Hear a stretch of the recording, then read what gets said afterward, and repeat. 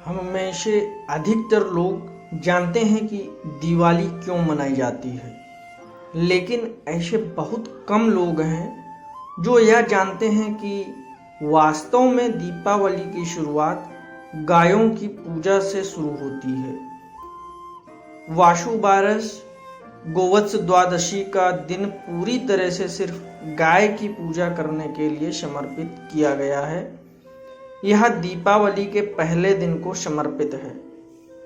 इसी क्रम में धनतेरस, नरक चौदस और फिर दीपावली मनाई जाती है।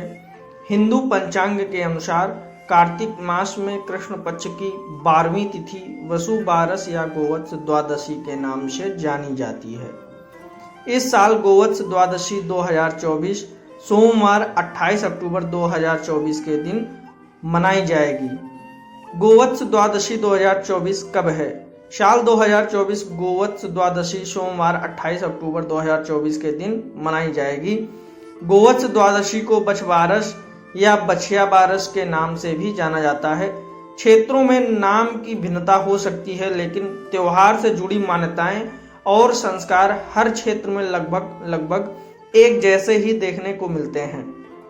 लेकिन आइए पहले गोवत्स की तारीख 2024 और तिथि जानें।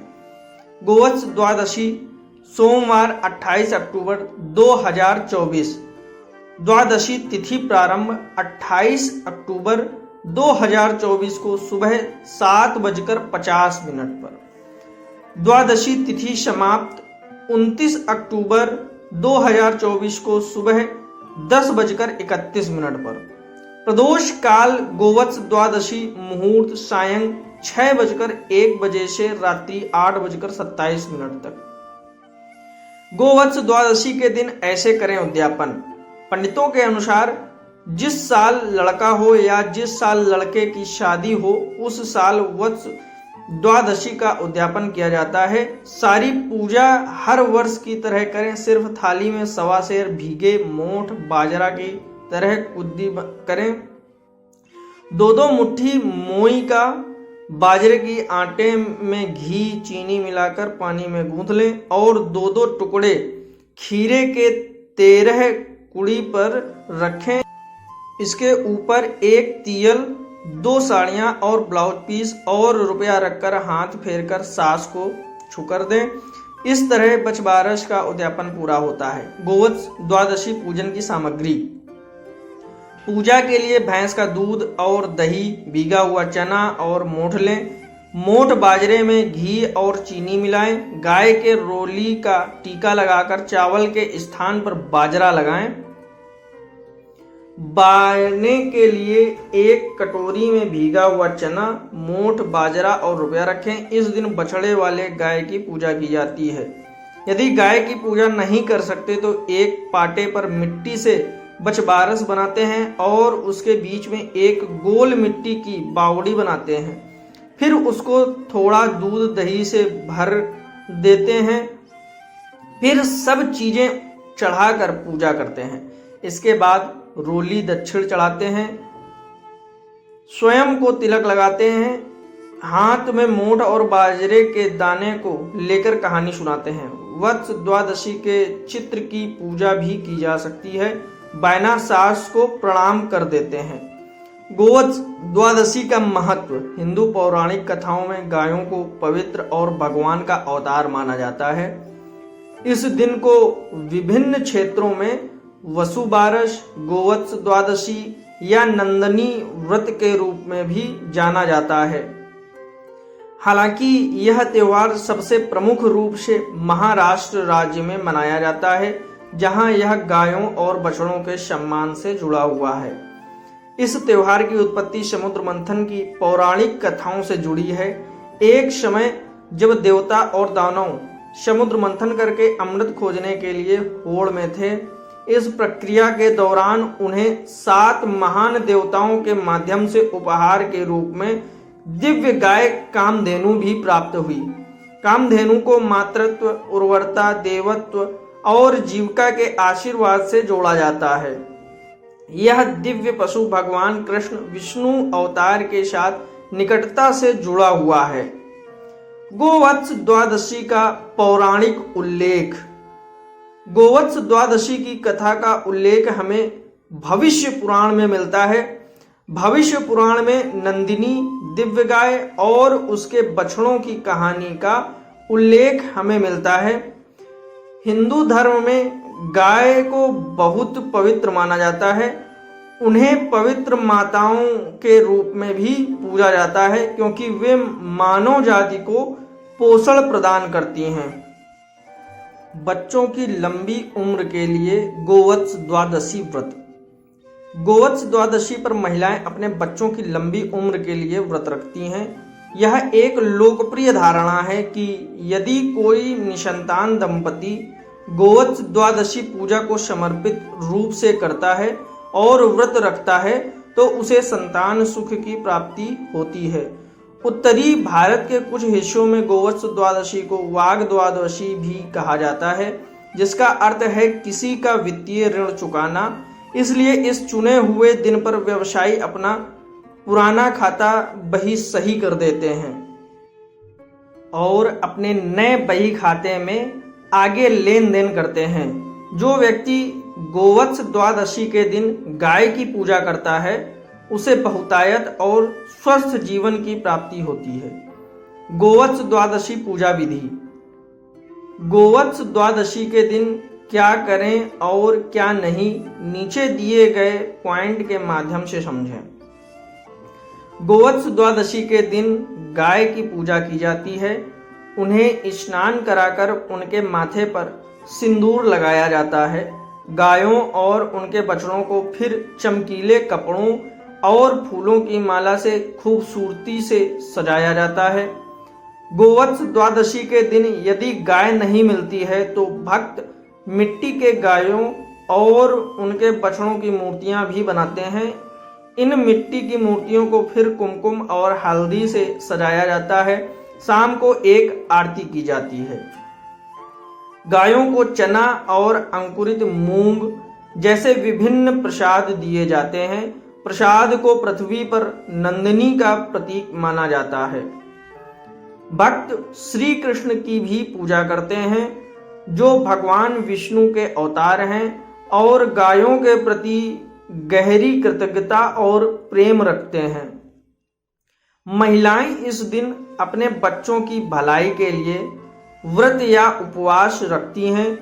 वे दिन में कुछ भी खा पी नहीं सकते हैं और केवल एक बार भोजन कर सकते हैं।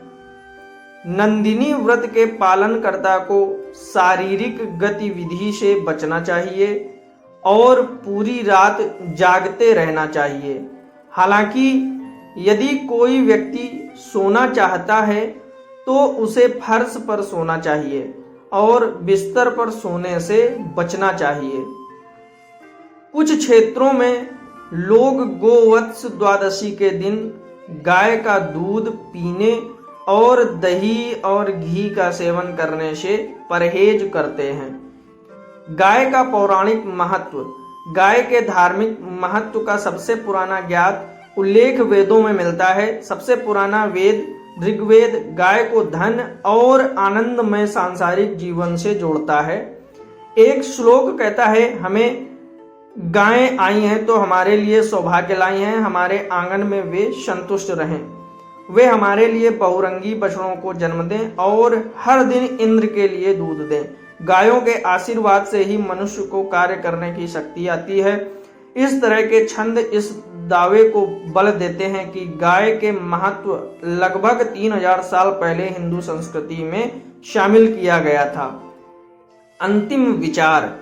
सनातन धर्म के अनुयायी गोवत्स द्वादशी 2024 पर गाय को अपना सर्वोच्च देवता मानते हैं और मानते हैं कि वह उन्हें बहुत लाभ पहुंचाती हैं।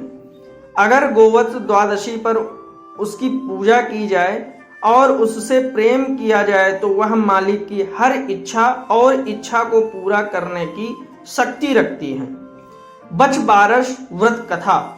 पौराणिक कथा के अनुसार एक गांव में एक साहूकार था जिसके 7 बेटे थे। एक बार साहूकार ने एक तालाब बनवाया लेकिन 12 वर्षों तक भी वह तालाब नहीं भर सका। इससे परेशान होकर साहूकार कुछ विद्वान पंडितों के पास गया और उसने पूछा कि इतने दिन हो गए लेकिन मेरा तालाब क्यों नहीं भरता है। तब पंडितों ने कहा कि तुम्हें तुम्हारे बड़े बेटे या बड़े पोते की बलि देनी होगी, तब ही यह तालाब भरेगा। तब साहूकार ने अपने बड़ी बहू को उसके माता पिता के घर भेज दिया और पीछे से अपने बड़े पोते की बलि दे दी, जिसके बाद तेजी बारिश हुई और पूरा तालाब भर गया। इसके बाद बचबारस आई और सभी ने कहा कि अपना तालाब पूरा भर गया है, इसकी पूजा करने चलो। साहूकार अपने परिवार के साथ तालाब की पूजा करने गया। वह दासी से बोल गया था कि गेहुला को पका लेना। गेहुला से का मतलब गेहूं के धान से है। दासी समझ नहीं पाई। दरअसल गेहुला गाय के बछड़े का नाम था। उसने गेहुला को ही पका लिया। बड़े बेटे की पत्नी भी पीहर से तालाब पूजने आ गई थी। तालाब पूजने के बाद वह अपने बच्चों से प्यार करने लगी। तभी उसने बड़े बेटे के बारे में पूछा। तभी तालाब में से मिट्टी में लिपटा हुआ उसका बड़ा बेटा निकला और बोला कि माँ, मुझे भी तो प्यार करो। तब सास बहू एक दूसरे को देखने लगी। सास ने बहू को बलि देने वाली सारी बात बता दी। फिर सास ने कहा कि बचबारस माता ने हमारी लाज रख ली और हमारा बच्चा वापस दे दिया है। तालाब की पूजा करने के बाद जब वह वापस घर लौटे तो उन्होंने देखा बछड़ा नहीं था। साहूकार ने दासी से पूछा कि बछड़ा कहाँ है, तो दासी ने कहा कि आपने ही तो उसे पकाने को कहा था। साहूकार ने कहा कि एक पाप तो अभी उतरा ही है, तुमने दूसरा पाप कर दिया। साहूकार ने पका हुआ बछड़ा मिट्टी में दबा दिया। शाम को गाय वापस लौटी तो वह अपने बछड़े को ढूंढने लगी और फिर मिट्टी खोदने लगी। तभी मिट्टी में से बछड़ा निकल गया। साहूकार को पता चला तो वह भी बछड़े को देखने गया। उसने देखा कि बछड़ा गाय का दूध पीने में व्यस्त था। तब साहूकार ने पूरे गांव में यह बात फैलाई कि हर बेटे की मां को बचबारस का व्रत करना चाहिए और तालाब पूजना चाहिए।